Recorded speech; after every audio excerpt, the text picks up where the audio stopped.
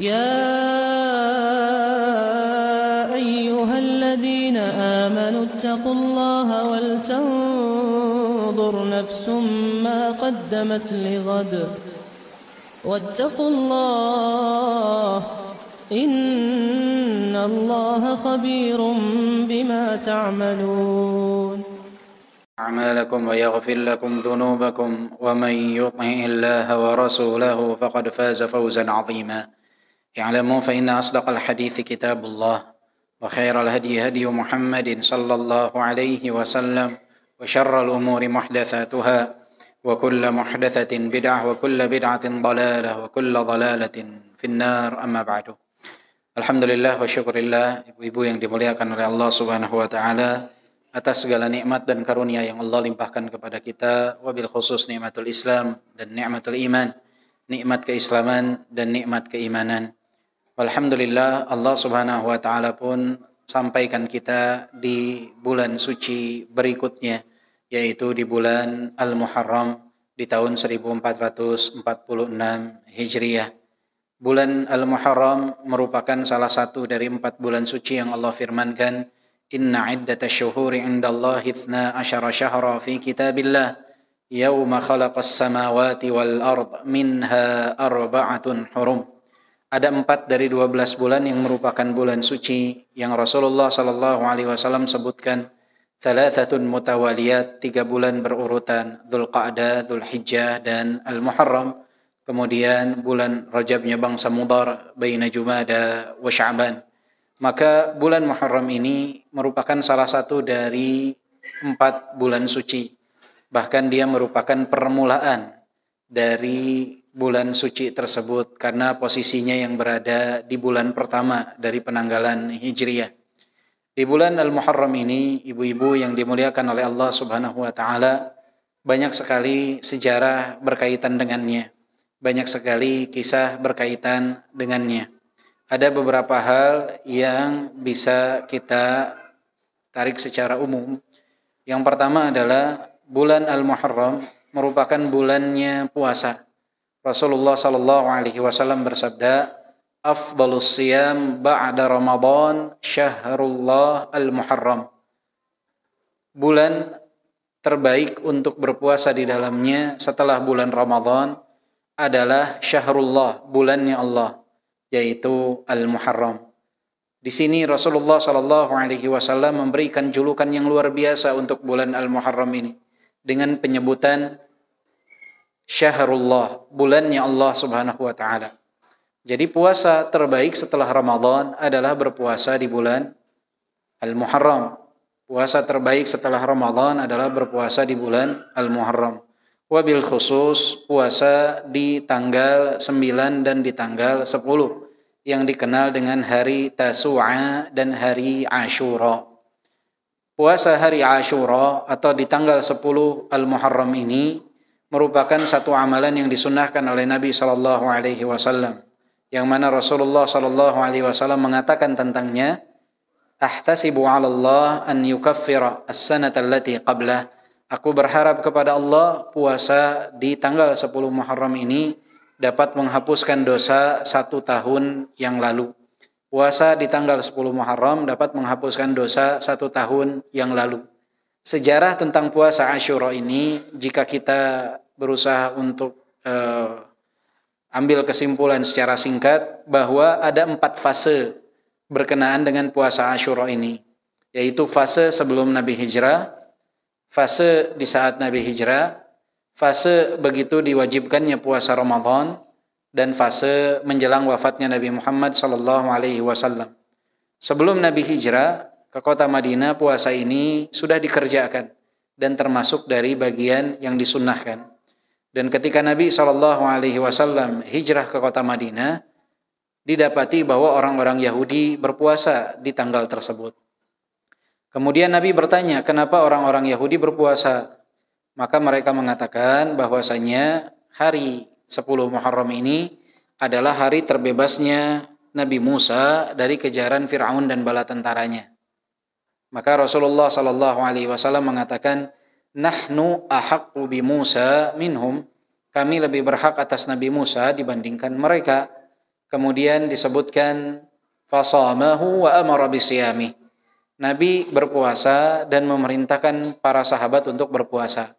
Maka yang tadinya puasa 10 Muharram ini sunnah, karena perintah Nabi berubah menjadi wajib. Kemudian begitu diturunkannya kewajiban berpuasa di bulan Ramadan dari tahun kedua Hijriah, maka berubahlah puasa 10 Muharram ini yang tadinya wajib kembali menjadi sunnah.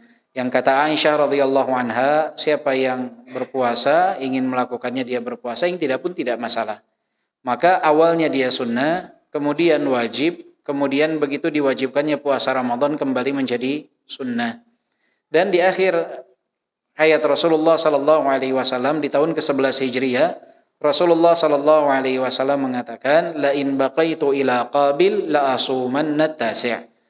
Jika aku masih Allah panjangkan usia hingga tahun berikutnya, aku tidak hanya akan berpuasa di tanggal 10 Muharram, tapi juga akan berpuasa di tanggal 9 Muharram. Tetapi Allah wafatkan Nabi SAW sebelum sempat berpuasa di tanggal 9 Muharram. Untuk apa? Sebagai bentuk penyelisihan atas orang-orang Yahudi yang hanya berpuasa di tanggal 10 Muharram.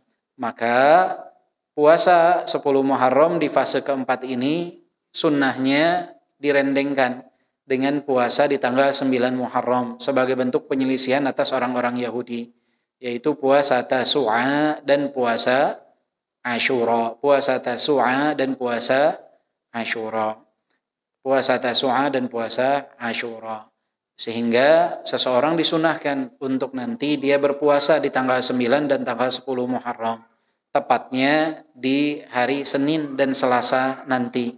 Sekarang ibu-ibu berada di tanggal 4 Muharram di hari Rabu. Nah, tanggal 9 insya Allah bertepatan dengan hari Senin dan tanggal 10-nya bertepatan dengan hari Selasa. Puasa tanggal 9 untuk menyelisihi orang-orang Yahudi. Maka siapa yang mengaku membenci orang Yahudi yang menindas saudara-saudara kita di Palestina, maka tunjukkanlah bentuk penyelisihan tersebut dengan berpuasa di tanggal 9 Muharram. Dan di tanggal 10 insya Allah dapat menggugurkan dosa 1 tahun yang lalu. Jadi hari Senin dan Selasa ajak suaminya, anak-anaknya, oleh ibu-ibu sekalian, keluarganya untuk berpuasa Tasu'a dan Asyura. Hidupkan sunnah ini, karena menghidupkan sunnah mendapatkan ganjaran yang sangat luar biasa. Dan di tanggal 10 Al-Muharram pun pernah terjadi satu peristiwa yang luar biasa, yaitu wafatnya cucu Nabi Muhammad sallallahu alaihi wasallam, Al-Husain ibn Ali radhiyallahu anhuma, yang beliau wafat di tahun ke-61 Hijriah, 50 tahun setelah wafatnya Nabi, di tanggal 10 Muharram di satu tempat yang disebut dengan Karbala, Karbun Wabala, yang mana oleh sebab itu di setiap tanggal 10 Muharram orang-orang yang berpemahaman Syiah, mereka melakukan perayaan Asyura bukan dengan berpuasa sebagaimana yang dicontohkan Nabi, tetapi dengan menyakiti tubuh mereka dengan pedang-pedang, dengan alat-alat tajam, senjata tajam, dengan alasan bahwa sebagai bentuk bela sungkawa mereka atas wafatnya Al-Husain radhiyallahu anhu. Padahal telah ada yang wafat sebelum Al-Husain yang lebih istimewa daripada Al-Husain, yaitu ayahnya Al-Husain Ali bin Abi Thalib, kakaknya Al-Husain Al-Hasan, kemudian kakeknya Al-Husain Nabi Muhammad sallallahu alaihi wasallam, tetapi tidak ada perayaan tersebut. Dan juga perayaan itu bertentangan dengan apa yang disabdakan oleh Nabi. Karena Nabi sallallahu alaihi wasallam bersabda, "Laisa minna man latamal khudud wa syaqqal juyub wa da'a bid'awal jahiliyah." Bukan termasuk dari golonganku siapa yang ketika tertimpa musibah dia menampar-nampar wajahnya dan merobek-robek pakaiannya, juga berucap ucapan-ucapan jahiliyah. Itu bukan termasuk dalam golonganku. Bagaimana mungkin mereka menyatakan diri mereka berbelasungkawa atas wafatnya Al-Husain, tetapi dengan cara yang dibenci oleh Nabi Muhammad SAW. Padahal sunnahnya di tanggal 10 Muharram seseorang untuk berpuasa. Dan sebagian juga meyakini bahwa di tanggal 10 Muharram ini adalah lebarannya anak yatim, dengan dalil dari suatu hadis yang disebutkan, man masaha ala ra'sil yatim, siapa yang mengusap kepala anak yatim. Kemudian lanjutan hadisnya yang memiliki makna, di tanggal 10 Muharram maka akan dinaikkan setiap satu rambut yang dia sentuh itu 1 derajat, akan ditinggikan derajatnya satu derajat setiap rambut yang disentuh dari kepala anak yatim. Dan hadis ini adalah hadis yang lemah karena di dalam perawinya terdapat Habib ibn Abi Habib dan merupakan orang yang hadisnya ditinggalkan.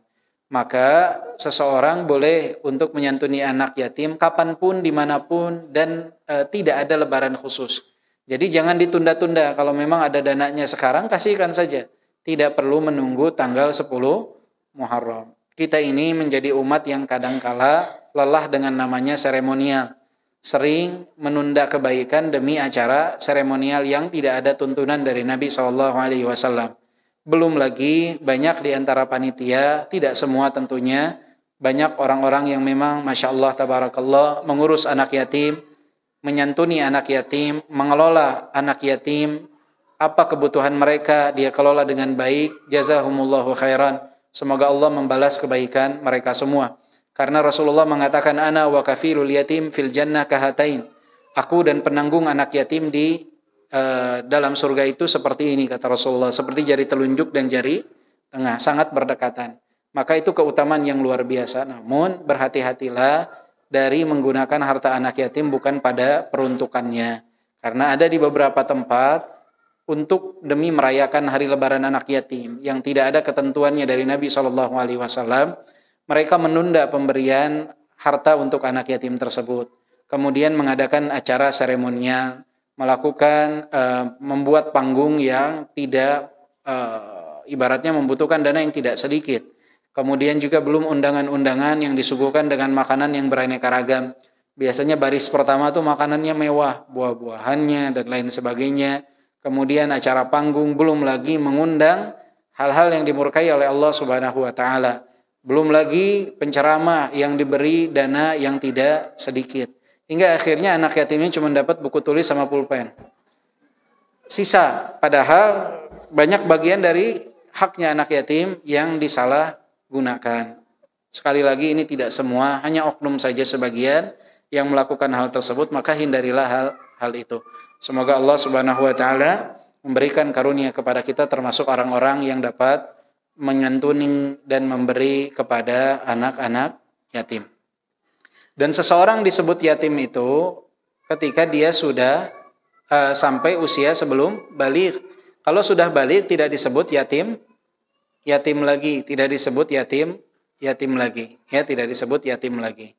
Jadi jangan sampai ibu-ibu mengatakan saya juga yatim karena orang tuanya sudah meninggal, sudah tidak disebut yatim. Ketika sudah baligh itu sudah tidak disebut yatim, ya, sudah tidak disebut yatim. Jadi yatim itu sampai usia sebelum baligh. Setelah baligh tidak disebut yatim. Oleh sebab itu para pengelola harta anak yatim harus hati-hati ketika dia misalkan membangun sekolah dengan tulisan khusus anak yatim. Dia dapat donasi dari muhsinin khusus untuk anak yatim. Dia buka sekolahnya SMP dan SMA yang ternyata lebih dari 50%-nya sudah baligh. Akhirnya ternyata titipan harta dari orang yang dikhususkan untuk anak yatim dia berikan kepada yang bukan anak yatim. Ya, oleh sebab itu sebaiknya dituliskan saja di sana untuk anak yatim dan yang kurang mampu atau untuk fuqara, untuk yang miskin. Jadi ketika ada yang memberi dijelaskan bahwa di tempat kami tidak hanya anak-anak yatim, tapi juga ada yang beberapa sudah berusia baligh. Jadi dijelaskan kepada donatur jangan sampai amanah mereka tidak tepat sasaran. Ya, hal-hal semacam ini jangan mengatakan bahwa yang penting kan niatnya baik. Betul, yang penting niatnya baik, tapi menjalankan amanah juga penting. Karena kadang orang itu request saya pengen ngasihnya ke anak yatim. Jadi kalau mau aman buka sekolah anak yatim ya SD saja atau lebih aman lagi TK. Itu insya Allah belum ada yang baligh. SD pun kadang sudah ada beberapa yang sampai usia baligh. Ya, apalagi di zaman sekarang banyak yang cepat usia baligh dia capai usianya.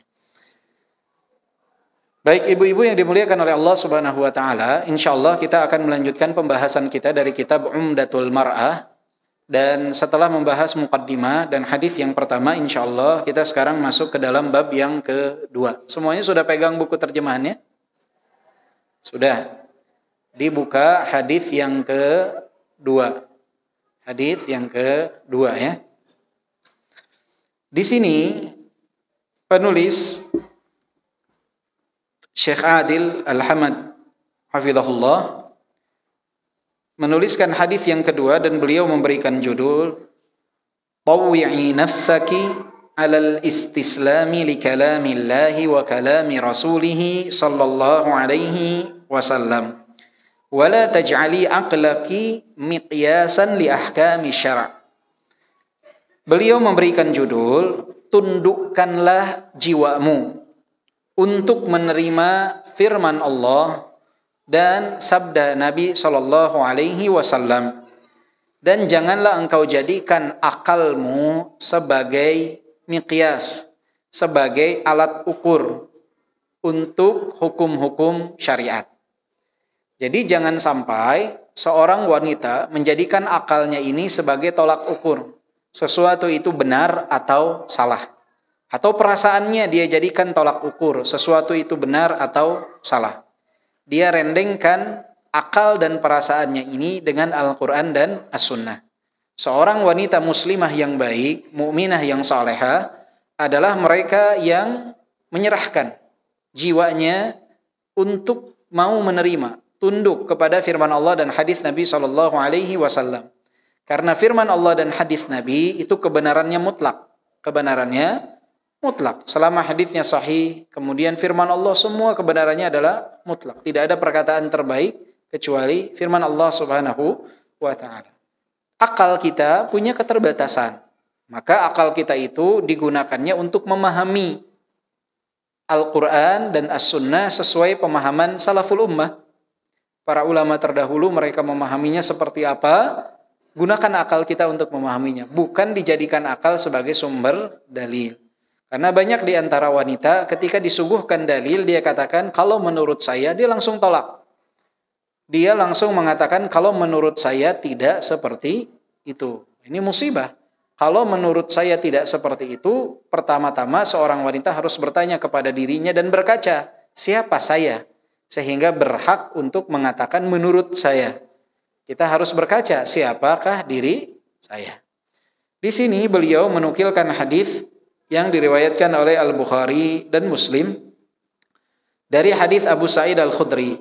Beliau berkata, An Abi Sa'id Al-Khudri radhiyallahu anhu qala, kharaja Rasulullah sallallahu alaihi wasallam fi adha aw fitr ila al-musalla famarra 'ala an-nisa faqala ya ma'syara an-nisa tasaddaqna fa inni uritukunna akthara ahli an-nar faqulna wa bima ya Rasulullah qala tukthirna al-la'n wa takfurna al-'ashir ma ra'aitu min naqisati aqlin wa din adhhaba li lubbi ar-rajuli al-hazimi min ihdakun qulna wa ma nuqsanu dinina wa aqlina ya Rasulullah qala alaysa shahadatul mar'ati mithla nisfi shahadati ar-rajul qulna bala qala fadhaliki min nuqsani aqliha alaysa idha hadat lam tusalli wa lam tasum qulna bala qala fadhaliki min nuqsani diniha.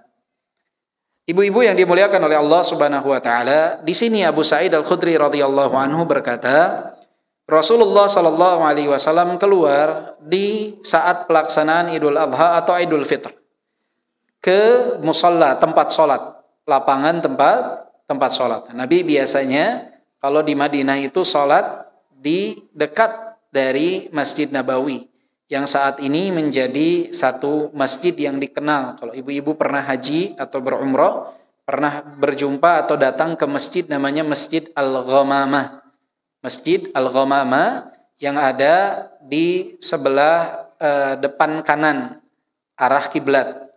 Yang mana masjid itu adalah tempat Nabi biasa melaksanakan sholat Id, sholat istisqa, biasanya di situ.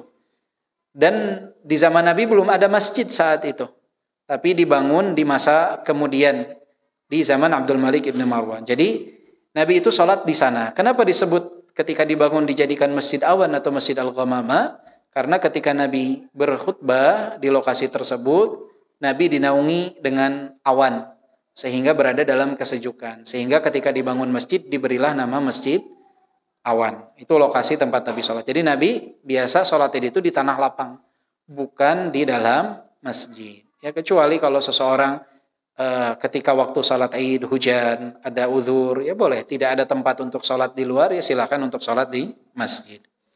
Famarra 'alan nisa. Kemudian Nabi SAW menjumpai wanita, dan ini kebiasaan Nabi. Jadi Nabi SAW dalam khutbah Id itu Nabi SAW memberikan nasihat secara umum. Kemudian mengkhususkan nasihat untuk wanita. Nabi zaman dahulu mungkin tidak ada mikrofon seperti sekarang, sehingga jarak yang jauh mungkin tidak terdengar oleh wanita. Sehingga Nabi menghampiri para wanita yang ada di bagian belakang shaf untuk memberikan nasihat kepada mereka agar terdengar nasihat tersebut. Maka kalau di zaman sekarang bisa di akhir khutbah Id itu diberikan nasihat khusus untuk wanita. Diberikan nasihat khusus untuk wanita. Untuk mencontoh apa yang dilakukan oleh Nabi SAW. Di sini Nabi SAW berkata, Ya ma'syaran nisa, wahai sekalian wanita. Kita akan terjemahkan dulu, nanti kita bahas satu persatu bagian dari hadisnya. Tasaddaqna, bersedekahlah. Fa inni uritukunna aktsara ahlin nar, karena aku telah melihat bahwasanya kalian adalah penduduk terbanyak dari neraka. Faqulna wa bima ya Rasulullah. Para wanita tersebut bertanya, apa sebabnya wahai Rasulullah sallallahu alaihi wasallam? Maka Rasulullah sallallahu alaihi wasallam bersabda, tukthirnal la'an wa takfurnal ashir. Karena kalian banyak melakukan pelaknatan, banyak melaknat. Mencela, ya, melaknat, dan juga kalian mengingkari kebaikan atau pemberian dari pasangan hidup kalian. Ma ra'aitu min naqisati aqlin wa din adhhaba li lubbir rajulil hazim min ihdakun. Aku tidak melihat atau aku tidak pernah melihat orang-orang yang memiliki kekurangan di dalam akal dan agamanya namun mampu menghilangkan akal seorang laki-laki yang kuat selain daripada kalian. Qulna wa ma nuqsani dinina wa aqlina ya Rasulullah. Wahai Rasulullah, apa sebab kurangnya akal dan agama kami? Maka Rasulullah sallallahu alaihi wasallam menjawab, "Alaysa syahadatul mar'ati mithla nisfi syahadatir rajul?" Bukankah persaksian seorang wanita itu seperti setengah dari persaksian seorang laki-laki? Jadi suara satu orang laki-laki itu persaksiannya setara dengan 2 persaksian wanita. Qulna bala. Ya, iya wahai Rasulullah, betul. Hal seperti itu yang kami ketahui. Maka Rasulullah menjawab, fadzalika min nuqsani aqliha. Itulah sebab disebutnya wanita kurang di dalam akalnya. Alaysa idza hadat lam tusalli wa lam tasum. Bukankah jika wanita haid dia tidak salat dan tidak berpuasa? Para sahabiat menjawab, ya wahai Rasulullah. Maka Rasulullah berkata, fadzalika min nuqsani dinina. Fadzalika min nuqsani diniha. Itulah sebab kurangnya agama wanita. Hadis ini nanti akan kita bahas ibu-ibu. Pernah ada sekelompok wanita yang datang kepada seorang syekh, dan ini dinukilkan oleh Syekh Abdul Razak Al-Badr.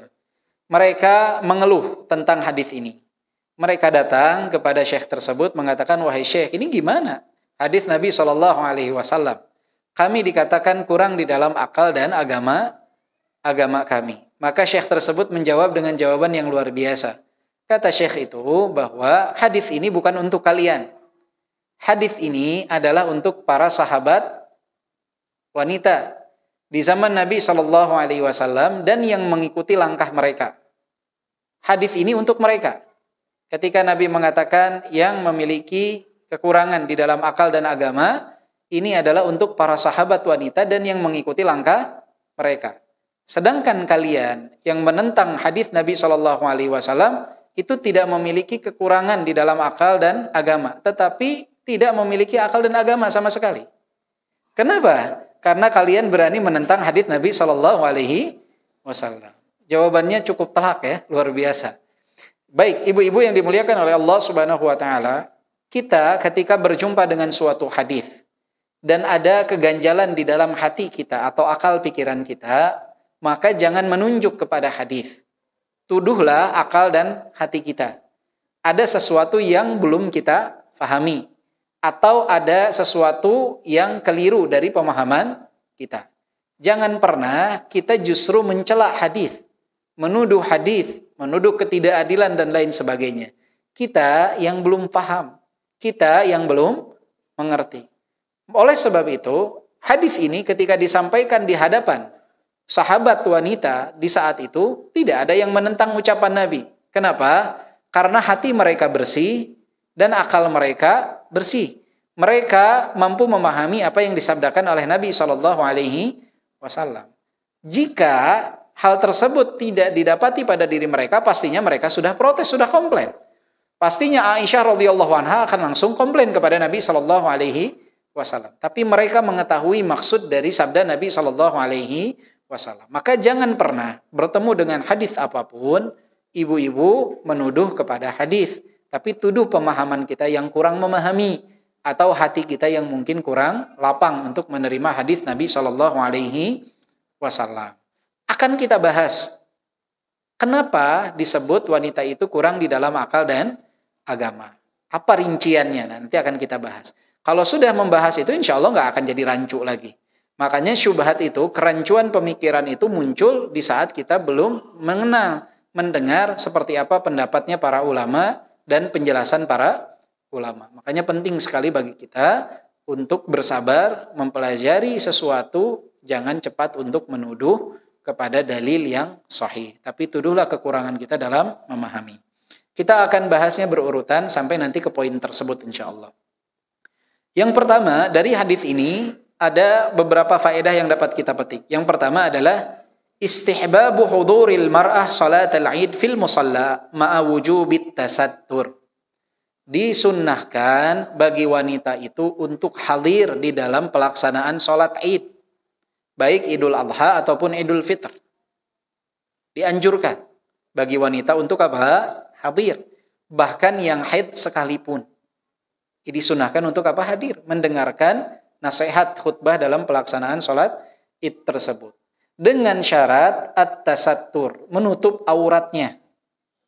Bukan ajang untuk memamerkan aurat.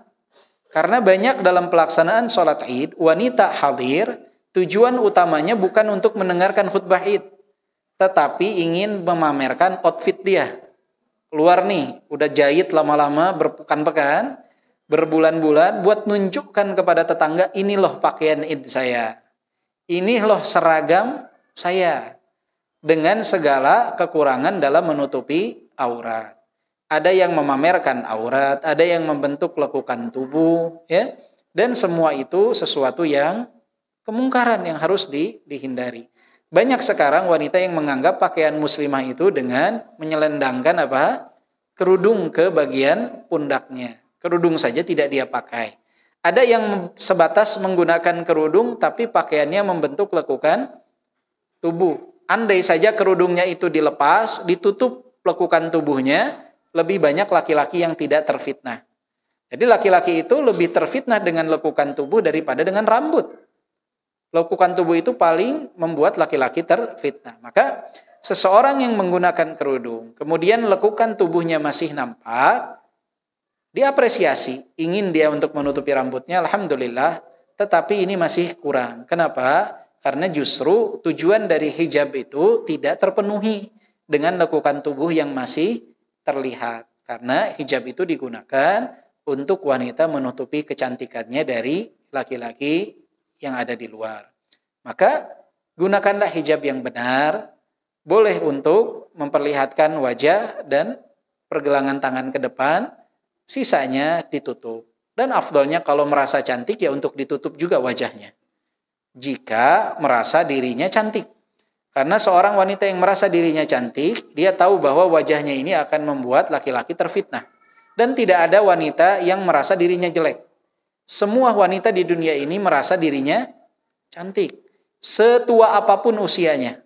Makanya ibu-ibumu yang usianya 60, 70 tetap beli skincare kan? Tetap beli make up, tetap kalau berhias selalu. Ya, 60, 70 sudah berkeriput tapi tetap berhias. Kenapa? Karena sangat ingin terlihat cantik. Ya, sangat ingin terlihat cantik. Nah, boleh ibu-ibu ingin terlihat cantik tetapi di hadapan orang yang berhak untuk melihat ibu-ibu sekalian. Bukan dipamerkan di khalayak umum. Kasihan nanti suami ibu-ibu. Maka hiasan terbaik gunakan di dalam rumah. Itulah wanita solehah. Dia berhias, hiasan terbaik itu justru yang makan di luar. Ada sisa nasi. Ya, bilang ke suami, Pak nih kalau nasi ada sisa boleh gak ibu buatkan nasi goreng untuk dibagikan kepada petugas kebersihan atau orang yang membutuhkan yang lainnya. Kalau kata suami, oh iya boleh. Suami pasti gak akan nolak. Kebangetan kalau dia nolak ya. Kalau misalkan memang ada stok untuk dia makan pada hari itu yang lain. Nah, ini luar biasa. Jadi dianjurkan wanita itu untuk pintar dalam bersedekah. Dicek pakaian-pakaian suami yang masih layak tapi sudah tidak digunakan lagi. Anak-anak, pakaian ibu-ibu sekalian. Dicek, sedekahkan. Izin kepada suami untuk menyedekahkan, sedekahkan. Karena kadang suami itu nggak kepikiran untuk hal-hal tersebut. Maka wanita berusaha untuk pandai bersedekah. Walaupun dengan sesuatu yang sudah tidak dia gunakan lagi. Ya, lebih-lebih kalau dia memang punya dana yang di luar daripada hal tersebut. Atau ajak kepada suami untuk membudgetkan sedekah. Karena kan di zaman khususnya di Indonesia, mayoritas keuangan rumah tangga itu dipegangnya sama istri. Istri mayoritas yang memegang keuangan rumah tangga. Walaupun sebaiknya pada suami. Tetapi ya mayoritas sekarang kenyataannya di Indonesia, wanitalah yang memegang keuangan rumah tangga. Yang perlu diingat adalah yang pertama jangan mengekang suami atas harta yang dia miliki. Karena kadang banyak wanita yang membatasi suami ketika ingin memberi untuk orang tuanya, ayahnya, ibunya, adiknya yang janda misalkan, dihalang-halangi dengan dalih kita banyak pengeluaran. Giliran untuk keluarga si istri, Masya Allah, tabarakallah. Giliran untuk keluarga suami dibatasi, tidak boleh. Jika ibu-ibu bertugas untuk memegang keuangan rumah tangga, kalau hal tersebut untuk pemberian kepada ayah dan ibu suami, berikanlah. Karena jika tidak ada yang menanggung nafkah mereka, ya suami ibu-ibu itu termasuk orang yang berkewajiban menafkahi siapa? Menafkahi orang tuanya. Ya, orang tuanya udah nggak kerja tinggal. Suami ibu-ibu itu wajib. Kalau orang tua ibu-ibu sekalian, tidak ada kewajiban bagi ibu untuk menafkahi. Bedanya seperti itu. Betul, ibu punya orang tua. Suami punya orang tua. Ketika menikah, ini orang tua, ini mertua. Siapa yang wajib untuk dinafkahi? Yang menjadi kewajiban untuk dinafkahi oleh suami ibu-ibu sekalian adalah ibu dan orang tua mereka. Untuk orang tua ibu-ibu sekalian, itu tidak jadi kewajiban bagi suami ibu-ibu untuk memberi. Hanya min bab ihsan, termasuk perbuatan baik tentunya kalau mau memberi. Kalau dikatakan wajib, tidak ada kewajiban. Tapi selayaknya jika seorang suami punya kelebihan harta, ya beri juga untuk mertua. Ya, diajak untuk memberi. Tapi kalau dibilang wajib, jawabannya tidak wajib. Jadi ajak suami untuk bersedekah. Nggak masalah kalau misalkan ibu-ibu lihat nih ada peluang untuk suami bersedekah, disisihkan dari keuangan itu per bulan berapa untuk bersedekah. Ya, ajak. Kadang suami kurang ide untuk hal tersebut. Maka ibu-ibu harus bisa memanfaatkan kesempatan dalam pengelolaan harta itu untuk memberikan arahan bersedekah. Karena sedekah ini amalan yang sangat luar biasa, menggugurkan dosa, pemadam api neraka yang sangat luar biasa ya. Dianalogikan seperti itu, sesuatu yang sangat luar biasa sekali. Kemudian juga dari hadis ini kita sama-sama tahu bahwa an-shadaqata min asbabil wiqayah minan nar. Sedekah itu merupakan sebab seseorang terhalang dari api neraka. Jadi tembok yang ibu bangun untuk terhalang dari api neraka itu salah satunya adalah dengan bersedekah. Bersedekahlah, ya, tidak mengurangi harta. Bersedekah itu tidak mengurangi harta. Harta itu apa yang kita pakai, apa yang kita makan, apa yang kita sedekahkan, itu rezeki kita. Kalau cuma ada di tabungan, belum tentu kita pakai, belum tentu kita gunakan, belum tentu kita makan, belum tentu kita sedekahkan, itu bisa saja hanya harta yang lewat. Belum tentu jadi rezeki kita. Maka sedekahkan harta kita, insya Allah itu bermanfaat. Dan dalam bersedekah berusahalah untuk cerdas, melihat peluang yang mana sedekah ini dapat terus-menerus mengalir. tidak hanya yang muakkad, yang sementara waktu. Contohnya, sedekah yang sementara waktu itu memberi makanan. Dikasih makanan, makanannya habis, selesai. Selesailah sedekahnya. Tapi kalau ibu-ibu lihat ada peluang, ibu-ibu sedekahnya itu sedekah yang pintar. Misalkan, ibu-ibu lihat nih ada tetangga yang dia tidak ada penghasilan. Ibu-ibu tahu nih, ibu punya kenalan si A yang dia buka tempat les masak misalkan. Tetangganya ini didaftarkan, Bu, daftar nih Bu les masak. Nanti saya yang bayarkan. Dibayarkan dia les masak. Si ibu ini belajar les masak. Kemudian dengan ilmu tersebut dia menjadi apa? Buka catering atau apa hingga terus tuh berpenghasilan. Itu kan manfaatnya luar biasa. Sedekahnya sedekah pintar. Sedekah pintar contohnya apa? Belikan gerobak misalkan biar mereka bisa berjualan. Atau dengan nominal yang kecil. Misalkan lihat nih kamar mandi masjid nih kayaknya nggak ada ember, nggak ada gayung. Beli gayung.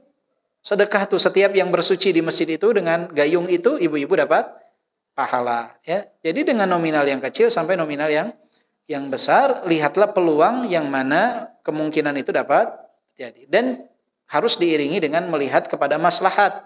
Jangan juga ada orang kelaparan mau mati, ibu nggak, saya mau sedekahnya sedekah pintar aja. Kasih makan, ya, kasih makan, kenyangkan, baru kemudian yang lain, ya. Jadi dilihat juga maslahatnya. Jadi kalau secara umum cari yang paling maslahat. Tapi kalau dalam kasus-kasus tertentu nggak apa-apa kasih makan. Seperti puasa, memberi makan orang yang berpuasa, seperti apa? Seperti pahala orang yang melakukan puasa tersebut. Itu nikmat. Ya, jadi harus pintar mencari kemungkinan dapat pahala yang besar dan terus-menerus. Kemudian dari hadis ini kita sama-sama mengambil faedah bahwa min turuqi tarbiyatil mar'ah wa'dhuha bima yazjuruha an fi'lil ma'asi wal istimrari fiha. Jadi di antara cara mentarbiyah wanita, mendidik wanita adalah memberikan peringatan kepada mereka tentang hal-hal berkaitan dengan efek dari maksiat yang dilakukan dan jika terus-menerus berada di dalamnya. Jadi perlu peringatan, kata jangan tuh perlu. Ya. Kita kan sekarang berada di fase masa yang mana orang banyak yang mengatakan jangan pernah mengatakan kata jangan kepada anak. Padahal kata terbaik di dunia ini, kalimat terbaik di dunia ini diawali dengan kata jangan. La ilaha illallah. Dengan kata tidak ada yang berhak disembah kecuali Allah. Maka bagaimana mungkin kita diajarkan untuk mengatakan kepada orang lain dengan kata jangan. Mendidik anak-anak kita dengan kata jangan nggak boleh. Boleh. Justru diperintahkan. Bahkan contoh wasiat terbaik itu ada dari wasiatnya Luqman kepada putranya. Apa wasiatnya? La tusyrik billah. Wala tusair khaddaka. Dilarang sombong, dilarang berbuat kesyirikan. Kalau tidak ada kata jangan, maka anak ini akan terdidik dari semenjak kecil bahwa semua itu boleh. Tidak ada yang dilarang, hanya perbedaan persepsi dan selera saja. Hingga akhirnya akan muncul sifat-sifat liberal dalam kehidupannya. Menganggap nanti udah gede semua agama sama saja, mengajarkan kebaikan, semua sama saja. Tidak ada kata salah dalam perspektif mereka. Kenapa? Karena dari kecil tidak diajarkan untuk berkata tidak dan jangan. Jadi boleh untuk diperingatkan peringatan bahwa efek dari terus-menerus dalam kemaksiatan itu seperti ini. Jangan melakukan kemaksiatan ini, dilarang melakukan kemaksiatan tersebut. Tidak ada lagi pelarangan kata jangan. Karena kalau dilarang seseorang mengatakan kata jangan, hingga itu hanya kita mengajarkan kepada mereka ya pilihan saja. Sehingga sampai besar mereka menganggap ya semua sama saja, tidak ada yang berbeda, hanya perbedaan jalan. Padahal ada poin-poin yang memang sesuatu itu dilarang untuk dikerjakan dan tidak boleh untuk dilakukan. Hikmah berikutnya yang dapat kita petik dari hadis ini adalah jawazul ighlab fil mau'izati wa ta'mimiha bima la yamassul mar'ah bi'ainiha. Boleh seseorang itu agak tegas dalam memberikan peringatan, nasihat. Yang terpenting adalah tidak menunjuk hidung. Tidak menunjuk hidung, artinya tidak menunjuk personal tertentu. Jadi Rasulullah mengatakan ini apa? Rasulullah katakan fa inni uritukunna aktsaru ahlin nar. Aku melihat kalian itu terbanyak penduduk neraka. Ini kan tegas dari Nabi SAW, peringatan yang cukup tegas dari Nabi SAW. Tetapi peringatan-peringatan yang seperti itu dibolehkan, asalkan tidak menunjuk hidung. Artinya tidak mengatakan fulana engkau nih penduduk neraka nih. Nah, itu yang tidak dibolehkan, ya. Karena bukan nanti menerima, mungkin akan lari daripada nasihat tersebut, ya. Jadi kadangkala kita itu sering ingin memberikan nasihat, caranya yang keliru. Sesuatu yang harusnya bentuknya diberikan dalam bentuk umum, diberikan bentuk khusus. Itu nggak boleh. Ya, misalkan ibu-ibu mau menasehati nih, ya, di dalam satu majelis ibu-ibu menasehati tentang kewajiban misalkan untuk menutup aurat, anjuran kepada wanita untuk menutup aurat. Jangan misalkan di majelis yang umum ibu katakan, Ibu Indah misalkan namanya. Ibu Indah, coba kalau berpakaian tuh yang sopan, begini, begitu, di hadapan yang lain. Nah, ini tidak boleh. Ini bukan menasehati tapi mencela dan menyakiti namanya. Ya, kalau memang ada nasihat secara khusus sampaikan berdua, bukan di hadapan khalayak ramai. Atau di majelis tersebut yang tidak pakai jilbab cuma satu orang. Kemudian ibu mengatakan wanita itu wajib untuk berjilbab. Kalau tidak berjilbab begini-begini. Walaupun bentuknya umum tapi orang sudah tahu tujuannya kemana. Ini pun sebaiknya dihindari. Kenapa? Karena akan menimbulkan ketidaksinggungan dan ketidaknyamanan. Maka harus dilihat cara untuk menyampaikan nasihat ini, sehingga nasihat ini insya Allah kemungkinan diterimanya akan semakin besar. Walaupun tidak pasti juga diterima, tetapi kemungkinan diterimanya semakin besar. Salah satu hal yang harus dihindari adalah menunjuk hidung dalam majelis umum. Kecuali berdua, nasihati boleh, ya. Berdua, ibu sebaiknya begini. Jangan berghibah, ya.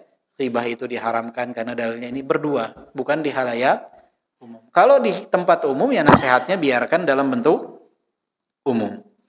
Kemudian dari hadis ini kita sama-sama tahu bahwa neraka itu yang terbanyak bukan laki-laki, ibu-ibu ternyata. Siapa? Perempuan. Dari kelompok ibu-ibu yang paling banyak, ya.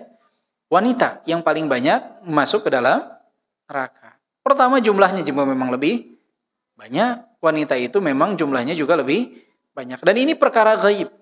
Yang tahu hanya, yang bisa menyampaikan ini hanya yang Allah berikan pengetahuan tentang perkara gaib tersebut. Dan Nabi SAW mengetahui hal ini. Nabi memberikan peringatan, memberitahu bahwa yang terbanyak penduduk neraka ini apa?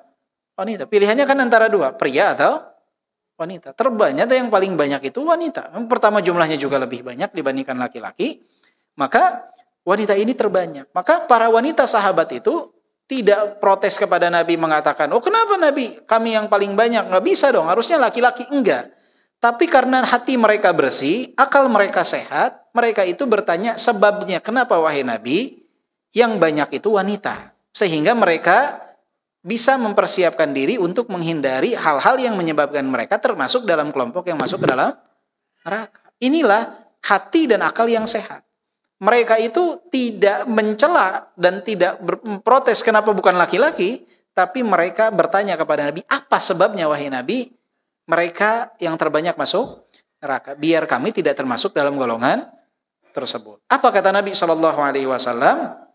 Sebab wanita banyak masuk ke dalam neraka itu, yang pertama adalah yakfurnal ashir. Mereka kufur terhadap pasangan hidup mereka. Artinya sering lupa kebaikan pasangan hidupnya. Yang diingat yang buruk. Makanya suka ada istilah kalau suami berbuat baik sepanjang tahun. Ketika melakukan satu kesalahan, maka si istri akan lupa seluruh kebaikan itu. Yang akan diingat hanyalah apa? Satu keburukannya. Ya, itu akan diungkit terus tuh. Sebulan, 2 bulan, 3 bulan, bahkan ada yang tahunan satu kesalahan itu selalu diingat. Yang suaminya saja pelakunya sudah lupa tentang kesalahan tersebut. Maka hati-hati. Banyak kebaikan yang harus ibu-ibu syukuri, ya. Banyak kebaikan yang harus ibu-ibu syukuri. Maka hal ini perlu dilatih dengan memperbanyak mengucapkan jazakallahu khairan kepada suami. Ya, jadi kalau kepada laki-laki ucapannya jazakallahu khairan. Karena laki-laki, kalau wanita baru jazakillahu khairan. Karena banyak ibu-ibu yang terbiasa mengucapkan jazakillahu khairan di antara sesama wanita, akhirnya ketika berkomunikasi dengan laki-laki mengucapkannya juga jazakillahu khairan. Nah, saya salah satu di antara korban yang sering banyak dapat pesan tersebut, ya. Jadi banyak ibu-ibu bertanya, beres bilangnya jazakillahu khairan. Mau dijelaskan juga terlalu panjang, ya udah saya jawabnya wa iyyak, ujungnya kafnya yang tidak ada harokat. Biar kalau laki-laki perempuan sama, tinggal dibacanya saja wa iyyaki atau wa iyyaka. Jadi untuk laki-laki itu apa ibu? Jazakallahu khairan. Terbiasalah untuk memberikan ucapan itu. Jadi kalau suami ngasih uang bulanan, jangan bilang emang udah kewajiban dia, ngapain saya ucapan terima kasih? Iya, itu kewajiban dia, tapi ibu ucapkanlah jazakallahu khairan. Melatih diri untuk tidak kufur terhadap kebaikan suami. Dan ingat, suami pasti memiliki kekurangan. Kan suami ibu bukan malaikat juga. Pasti ada kekurangan, kesalahan. Berusaha untuk memaafkan. Sebagaimana ibu-ibu juga pasti memiliki kekurangan. Jika suami mampu bersabar atas kekurangan ibu, maka ibu harus mampu bersabar atas kekurangan suami. Ya. Ujian wanita itu kan di saat suami tidak memiliki apa-apa. Banyak yang sangat disayangkan wanita yang kalah dalam ujian tersebut. Kalau suami biasanya ujiannya saat memiliki segalanya. Saat dia punya harta itu ujian terberat bagi suami. Karena saya melihat bahwa suami yang dalam kondisi ekonomi di bawah itu 100% mayoritasnya setia. Jarang yang berkhianat. Dan seperti itu memang. Tapi mayoritas suami yang punya kelebihan ekonomi itu pasti berpikir, kalau tidak, subhanallah ya, kalau tidak lewat jalan yang diharamkan yaitu berselingkuh, mereka menikah lagi jalan yang syar'i. Itu pasti mayoritasnya seperti itu pikirannya ketika memiliki tingkat ekonomi yang di atas. Rata-rata itu kalau tidak dengan jalan yang syar'i menikah lagi, atau mereka melakukan hal yang diharamkan dan ini tidak dibolehkan ya. Kalau wanita dalam kondisi ekonomi yang minim biasanya mereka banyak yang melakukan hal-hal yang tidak baik ya, yang tidak baik. Banyak kasusnya terjadi. Jadi maka wanita bersabarlah, terlebih lagi di saat ekonomi suami tidak sedang baik-baik saja. Asalkan ibu-ibu tahu suami itu di luar itu ketika keluar mereka berusaha apa yang mereka mampu mereka lakukan. Jadi ibu-ibu harus berhusnudzon atas etikat baik dari suami ya. Bersabar, insya Allah kesabaran ibu-ibu berbuah pahala di sisi Allah Subhanahu Wa Taala. Berbuah pahala di sisi Allah Subhanahu Wa Taala. Syukuri apa yang suami berikan. Suami yang gajinya 3 juta, 4 juta, 5 juta, 10 juta, berapapun syukuri. Ya, karena bersyukur itu yang menjadi sebab berkahnya keluarga. Kalau tidak bersyukur berapapun akan kurang. Dan juga banyak wanita yang melaknat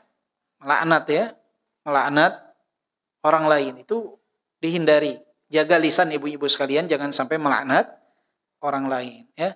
Wanita memiliki lisan yang sangat luar biasa sekali, biasanya lebih tajam daripada pisau bu.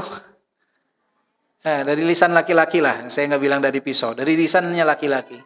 Biasanya nyelekit ucapan wanita itu, maka hati-hati. Terlebih lagi banyak wanita yang menggunakan lisannya ini untuk berkata yang tidak baik kepada suaminya. Hati-hati ya.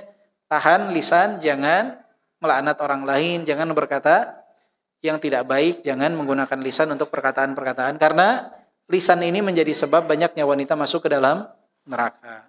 Kufur terhadap kebaikan suami adalah paling banyak juga sebab wanita masuk ke dalam neraka. Kemudian juga dari hadis ini kita sama-sama tahu pentingnya untuk mentarbiyah, mendidik anak wanita untuk memiliki adab islami, adab berbuat dan beramal, adab berta'amul, bermuamalah dengan pasangan hidupnya. Nah, ibu-ibu yang punya anak perempuan khususnya harus dididik bagaimana dia bersikap kepada suaminya. Beritahu dia bahwa selalu ucapkan terima kasih, jazakallah khair kepada suamimu ketika engkau menikah. Ya, jangan selalu mempertanyakan tentang apa yang tidak dia lakukan. Berusaha untuk taghaful. Yang penting senangkanlah dia. Ya, buatlah dia nyaman di dalam rumah. Karena banyak suami itu yang kalau ke rumah dia nggak nyaman. Kenapa? Baru depan pintu sudah dapat pertanyaan-pertanyaan yang nggak penting. Dari mana? Sama siapa? Subhanallah. Selalu ditanya. Bahkan tidak cukup bertanya, diperiksa handphone si suami. Nggak boleh seperti itu.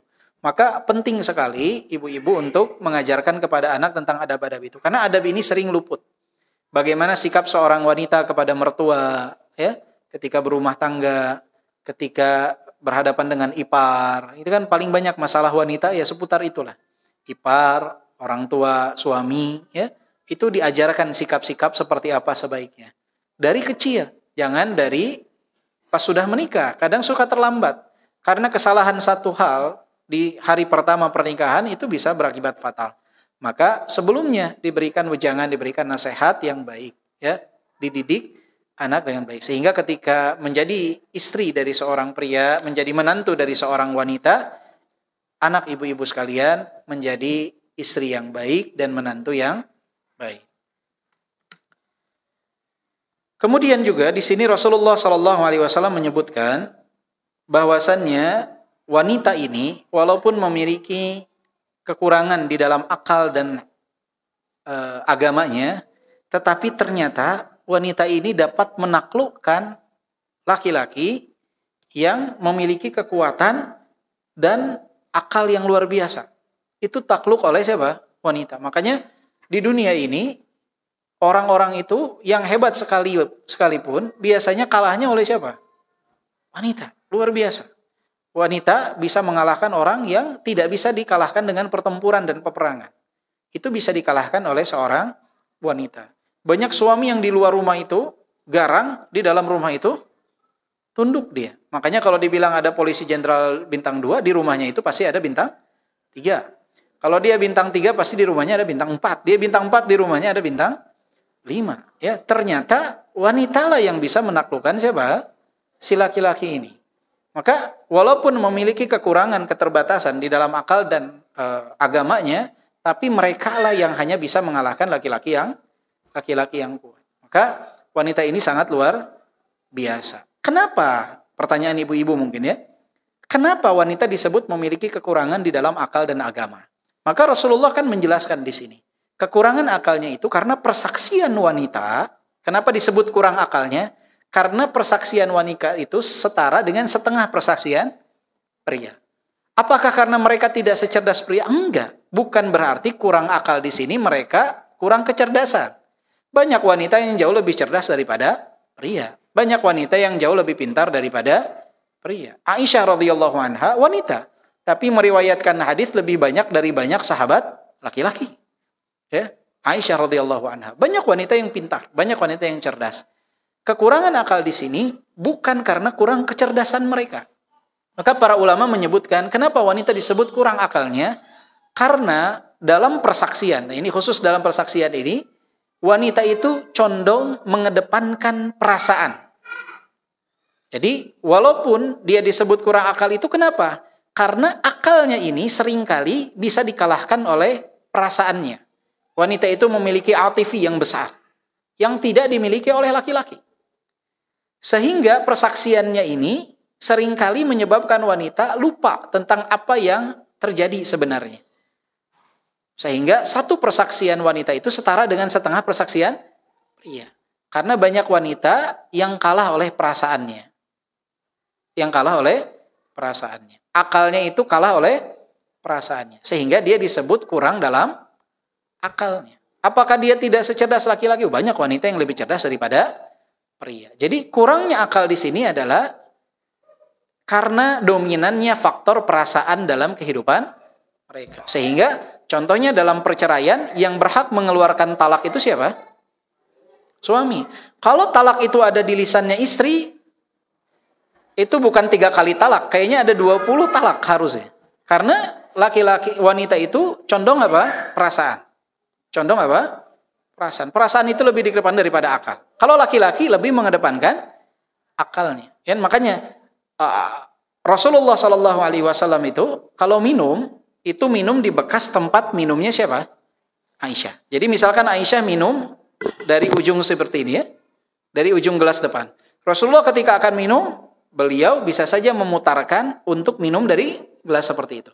Bagi laki-laki, kita laki-laki mau minum dari sini, nggak peduli. Tapi bagi wanita ini penting sekali.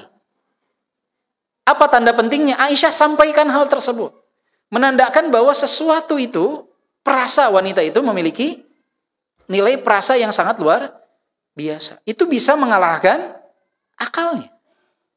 Ya, bisa mengalahkan akalnya. Itu untuk hal-hal kecil semacam itu, bagi wanita itu adalah sesuatu yang sangat penting. Wanita akan mengatakan romantis hal tersebut. Betul kan? Iya, sesuatu itu penting. Di wanita itu luar biasa, perasaan itu sangat mereka kedepankan. Sehingga untuk persaksian, hal ini kurang tepat nih. Sehingga mereka diberikan jatah setengah. Perlu untuk dikuatkan oleh persaksian wanita yang lain. Ya, karena bisa saja karena kasihan, dia memberi persaksian palsu. Wanita bisa karena kasihan deh malingnya dipukulin, enggak jadi. Saya tidak melihat dia mencuri, bisa dirubah tuh. Kenapa? Karena perasaannya lebih dominan daripada akalnya. Makanya ada poin-poin di dalam Islam itu yang di sana laki-laki lebih dominan. Dalam pengucapan talak diberikan kepada laki-laki. Wanita kalau merasa dizalimi ada kesempatan bagi dia untuk mengajukan khulu. Diberikan kesempatan. Tapi bukan pada penentu dengan pengucapan talak. Persaksian diberikan setengah. Kenapa? Karena perasaannya yang lebih dominan. Tapi dalam hal-hal yang lain, wanita yang diberikan porsi lebih besar. Dalam ibaratnya membersamai anak. Ya, itu perlu. Perasaan ini justru perlu. Makanya anak itu banyak yang lebih nyaman dengan ibunya dibandingkan dengan bapaknya. Karena faktor perasaan ini yang wanita Allah berikan kelebihan dibandingkan siapa? Laki-laki. Jadi laki-laki ini perasaannya bisa kalah dengan akalnya. Makanya untuk kepemimpinan itu paling tepat, paling pas itu ada pada laki-laki. Karena kalau ada pada wanita, berbahayanya dalam poin tersebut. Bisa saja perasaannya mengalahkan hal itu. Ya, bisa saja perasaannya mengalahkan akalnya. Maka dalam beberapa pos itu laki-laki yang lebih diutamakan.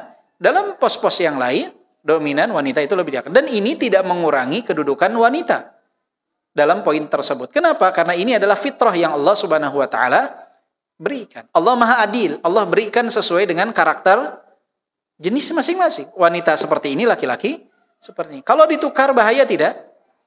Bahaya. Jadi nggak bisa disamakan. Makanya dulu ada salah seorang pria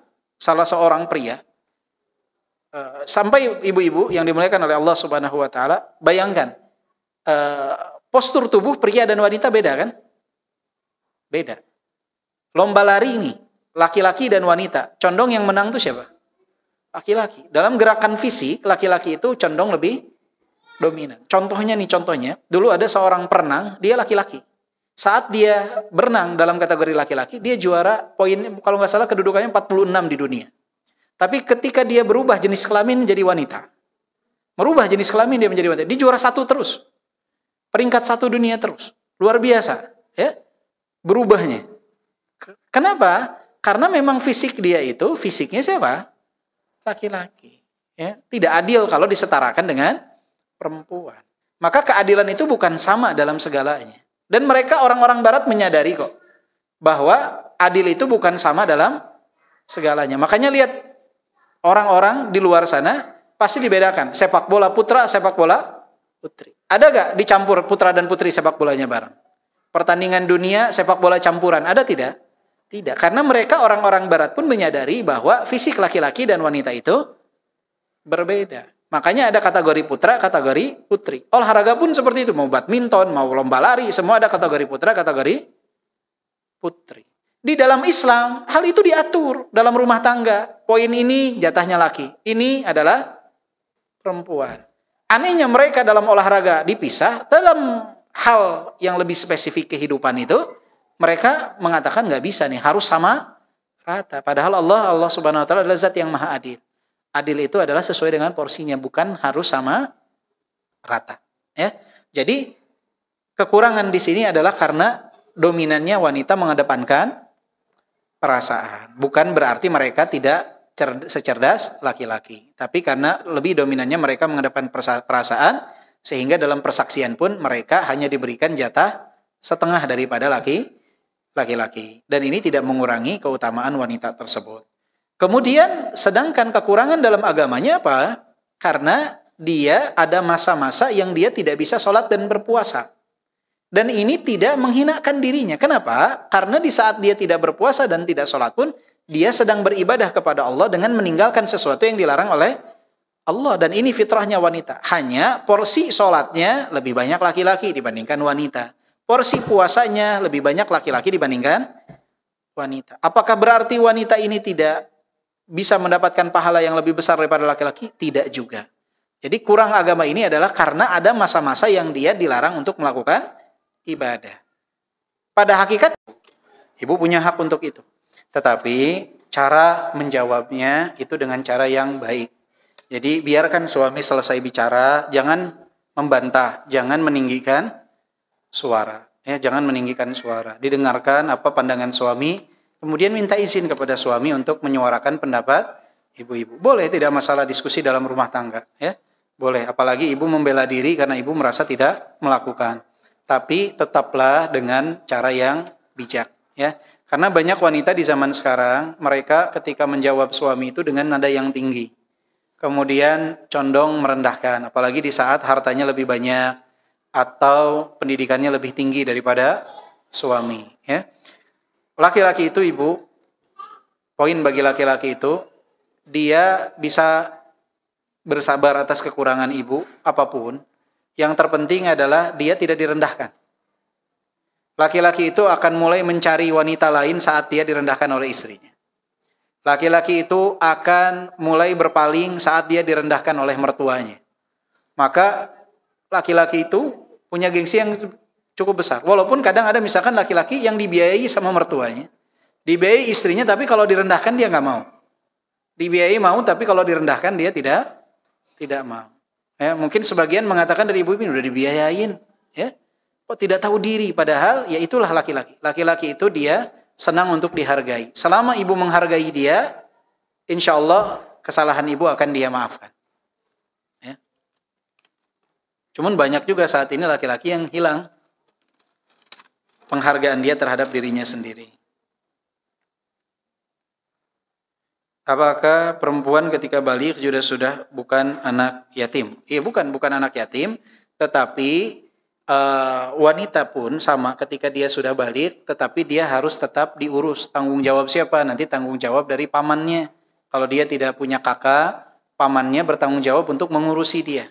Pamannya bertanggung jawab untuk mengurusi dia sampai nanti diserahkan kepada suaminya jika telah menikah. Makanya banyak sekarang yang sangat disayangkan ada wanita yang dia sudah ditinggal wafat oleh suaminya, tidak memiliki anak, tapi kakak-kakaknya itu acuh kepada dirinya. Padahal itu tanggung jawab kakaknya untuk menafkahi. Tanggung jawab kakaknya untuk menafkahi. Sama wanita pun kalau sudah balik, dia tidak disebut anak yatim, tapi tetap ada orang-orang yang berkewajiban untuk menafkahi.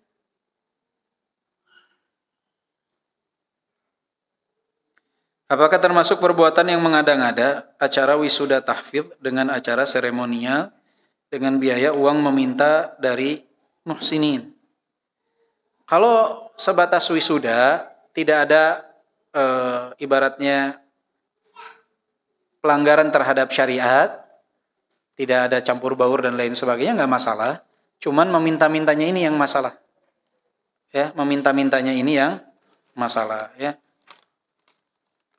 Dan kalau sudah menjadi seorang penghafal Al-Quran, itu nikmat dari Allah Subhanahu wa Ta'ala, disyukuri, ya. Dan kepada panitianya nggak perlu meminta-minta, seadanya saja, sewajarnya saja, tidak perlu sampai meminta-minta. Hamalatul Quran, ya. Orang-orang yang memikul Al-Quran dalam hafalan mereka itu harus dimuliakan, jangan direndahkan dengan meminta untuk acara mereka. Hindarilah kata meminta-minta. Dalam acara apapun ibu-ibu sekalian. Ibu-ibu mau bikin acara pengajian, mau bikin apapun, itu jangan ketok-ketok pintu orang kaya, minta ngajukan proposal, ya. Jangan merendahkan agama ini. Jangan merendahkan syariat ini, ya. Yang mau nyumbang, informasikan saja secara umum, flyer di media sosial, di masjid diumumkan, kita sedang membangun ini, silahkan yang mau nyumbang. kita sedang membuat ini, silakan yang mau menyumbang, tidak perlu diketokin satu-satu membawa kantong sumbangan. Jangan merendahkan diri. Kita ini muslim harus punya kemuliaan.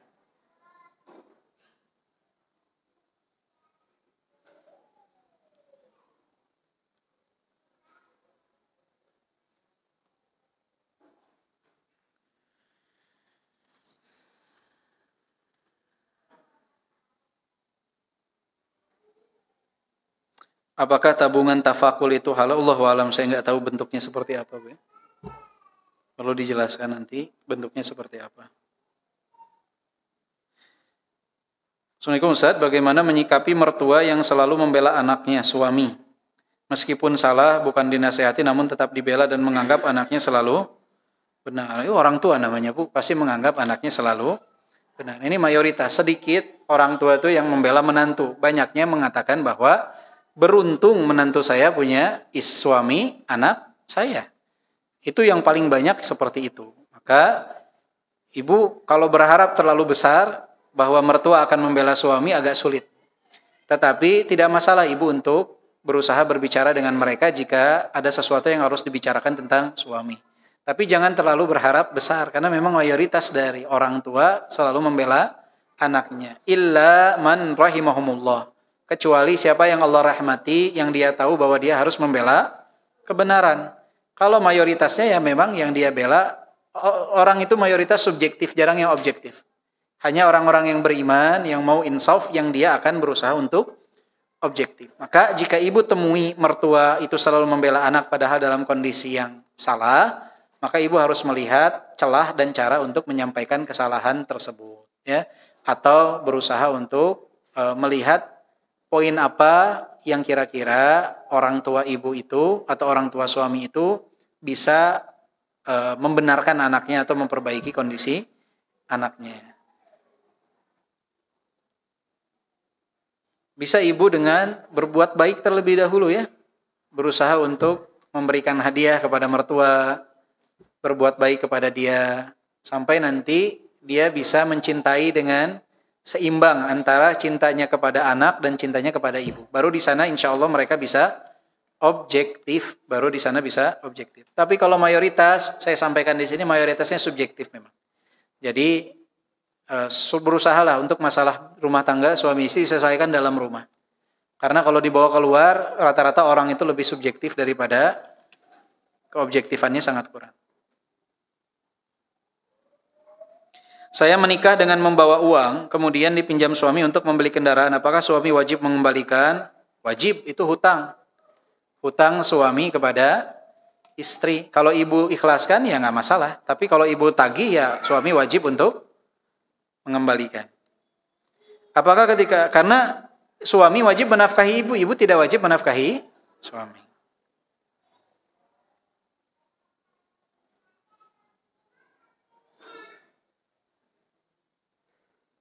Apakah ketika istri jualan online, tapi minta bantuan suami untuk pengiriman paket ke ekspedisi tanpa minta modal suami, apakah ini termasuk harta suami, laba jualan online-nya, dan apakah dosa jika istri sedekah tanpa izin dengan uang itu? Sesuai kesepakatan.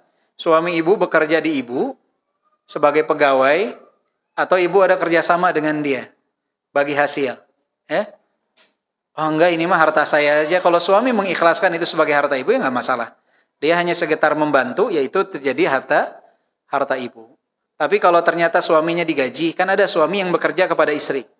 Istri punya usaha, suami mengantarkan. Setiap satu antaran dikasih 10.000 atau 100.000. Misalkan kalau kendaraannya mobil. Maka hartanya terputus, itu suami ya hartanya yang 10.000 atau 100.000 itu. Ada juga yang sistemnya bagi hasil. Istri yang masak, suami yang memarketkan, mengantarkan. Nanti bagi hasil, 70% untuk suami, misalkan 30% untuk istri. Yang istri ya harta dia, suami 70% harta suami. Nanti berapa yang suami berikan nafkah untuk keluarga, secukupnya. Ya. Kalau harta ibu, ya ibu boleh untuk menyedekahkan, tapi tetap saran saya kalau khawatir menimbulkan masalah, kecurigaan, lebih baik untuk apa? Meminta izin kepada suami. Jadi kan kadang wanita pengen punya uang pegangan, ingin kasih ke orang tuanya. Itu jika tidak khawatir akan timbul fitnah, tidak masalah.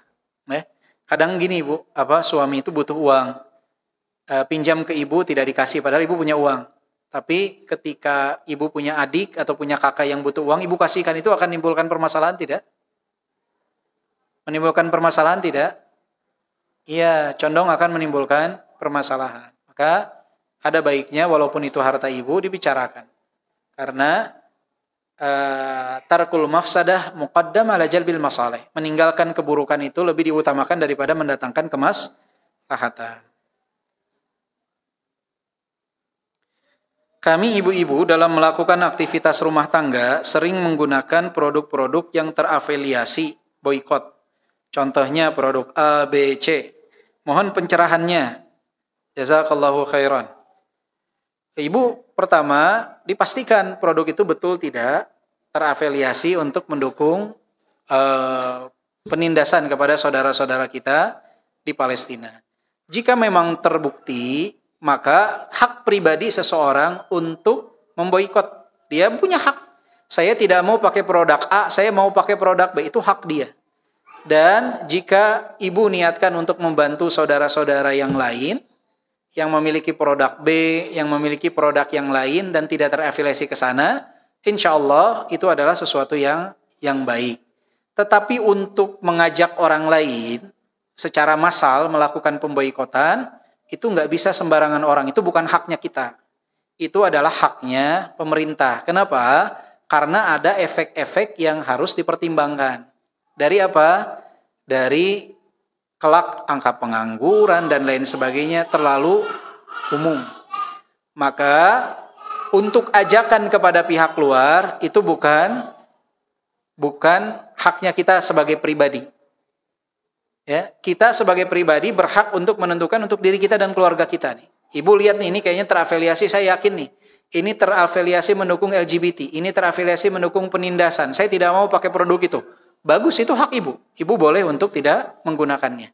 Ya, selama ada produk yang lain, ibu tidak mendapatkan kemudaratan, masih banyak kok produk lain. Silahkan untuk ibu apa?